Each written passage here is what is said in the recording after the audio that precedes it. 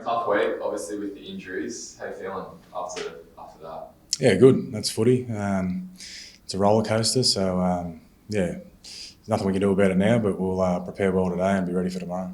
Let's start with Kicks. I guess tragic news for him. How did it kind of happen? Just in a real standard training drill, Kicks is really trying to set the intensity and lead with his actions, and just sort of one of those freak accidents where he just got his timing a bit wrong and fell the wrong way, and not ideal. But while that's unfortunate, it's an opportunity for Kicks to develop himself off the field and do a bit on the coaching side of things, and also an opportunity for someone to step into his role and take that opportunity with both hands. Is there any update? I know he's going to surgery on Monday. But is there any update on maybe timelines or anything like that? I think they're saying 12 weeks. So fingers crossed it all goes smoothly on Monday, and looking about that 12-week timeline. It's a tough injury, the pec, isn't it? Yeah, but I think the science has come a long way over the years, and what might have taken 16 weeks 3 or 4 years ago is now taken 12. And some of our medical team have had previous history working with it before, and really confident we can get him back to have a real impact for us at the back end of the year.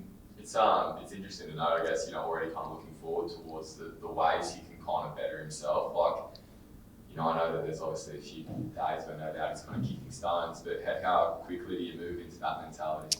We'll get his surgery on Monday and recover from that, and then I think pretty quickly after that he'll come in and still play that leadership role amongst the team and still give advice where he can, but he'll also work closely with the coaches and try and develop himself in that regard. I think it's a real growth opportunity for him, and he's quite excited by that. As disappointed as he is not to be playing, but Kicks has had a real impact since he got here, just in terms of giving people advice and telling them what winning looks like. So I expect that to continue, and really excited about how he can keep developing. That's Fox.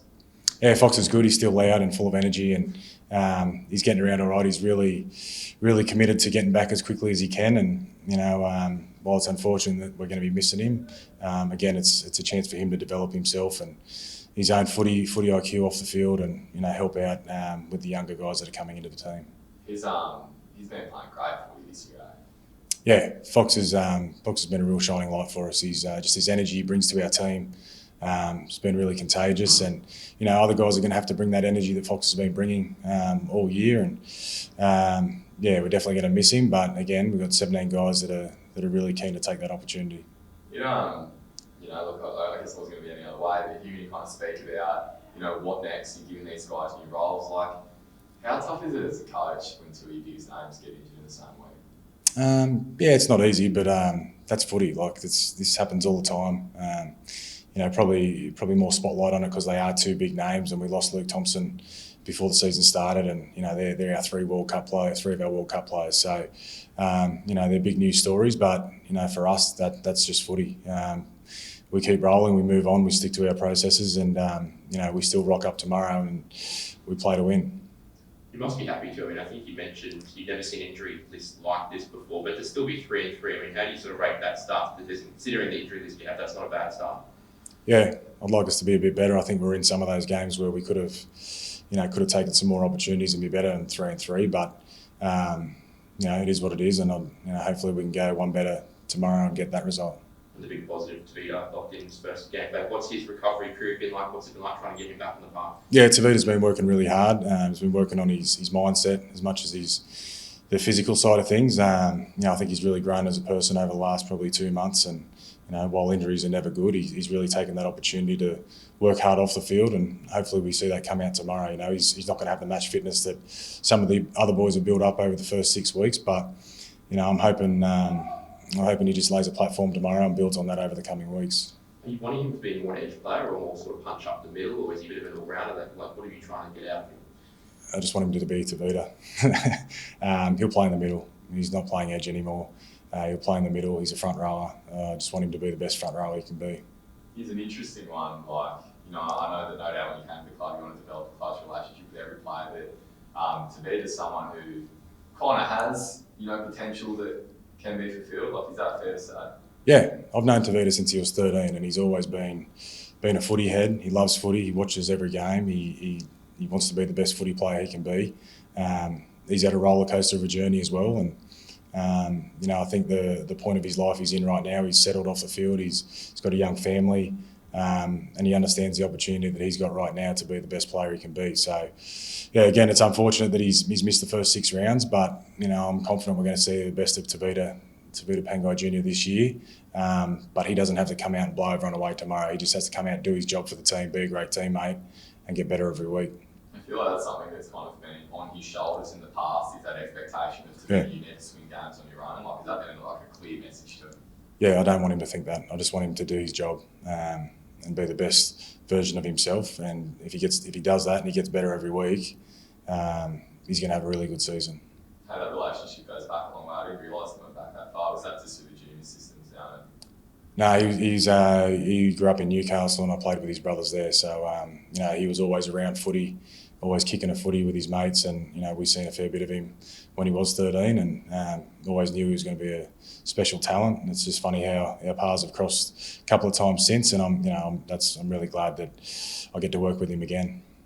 So much gets spoken about culture, right? I know that's something that has been spoken about the Bulldogs this year. We've kind of seen that turnaround in attitude. Is this the big test of it now, with a couple of injuries to influential players to show, for the other guys that they're still going to keep going and playing? Yeah, I think it is. This is the ultimate test of our culture.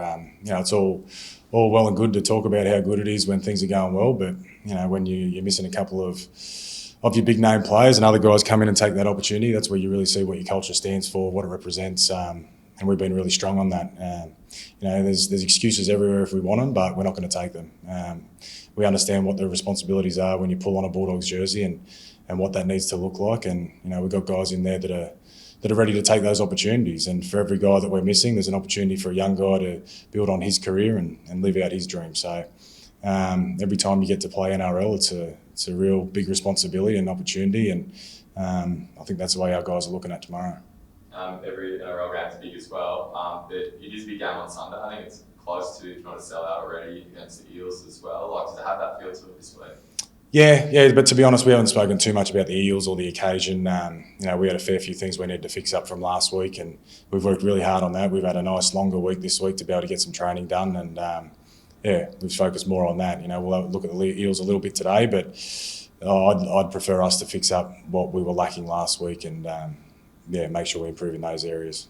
Marnie trying up against his old club for the first time. You just noticed any change in training this week, or has it just been more of the same? Another game for him? No, Reed's the same guy every day. He turns up, he trains hard, he works hard, he tries to help his teammates, and he leads by example. So haven't seen any difference in him this week. It's always a different experience going up against your old club, and I'm sure he'll relish that opportunity. But he's just being the best version of himself, and he's being a great leader within our 4 walls every day. I think attacking-wise, I think he's already sort of tripled his try assist or something from the entire last season. Is that an emphasis to try and really get him involved in the attack and what you're trying to do here? Yeah, I think I still don't think you've seen the best of his attack. I think he's still developing relationships with his teammates and combinations and building that cohesion. And I'm really happy with how his game's evolved over the first 6 rounds. But I think you'll see him build on that more and more as he starts to get settled with some combinations around him. I think he's got a lot more to his footy than people have realised over the years.